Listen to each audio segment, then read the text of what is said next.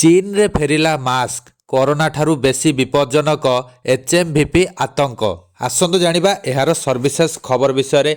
चीन रे एचएमपीवी भूताणु द्रुत गति रे व्यापुछि। एहार संक्रमण रे वृद्धि घटुथिबा दृष्टिरु चीन रो अनेक राज्य रे जरूरीकालीन परिस्थिति घोषणा करा जायछि। एही भूताणु कोरोना अपेक्षा अधिक विपज्जनक बोली कुहा जाउछि। चीन रो अनेक क्षेत्र रे परिस्थिति बिगड़ी जायछि। पुणी थरे देश में मास्क रो जुग फेरी आसी। हजार हजार लोक एही भूताणु निकट में असुरक्षित मन करुछंती। वृद्ध एवं शिशु मानक मध्यरे एही संक्रमण शीघ्र व्यापिबारे लागिछि। डाक्तरखाना बाहर रोगी धाड़ी बढ़िबारे लागिछि।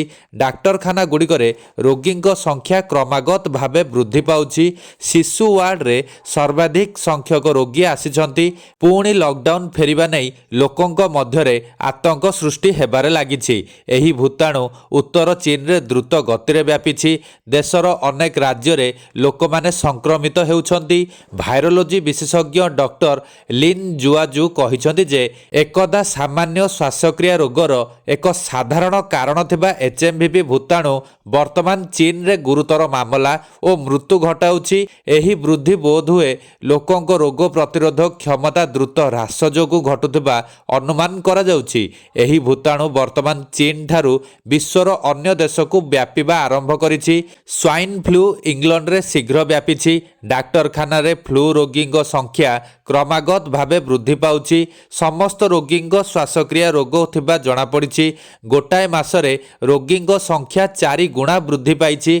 स्वाइन फ्लू संपर्क में एनएचएस चेतावनी देइछि। ख्रीष्टमास दिन 4102 फ्लू रोगी को भर्ती करा जायतिला।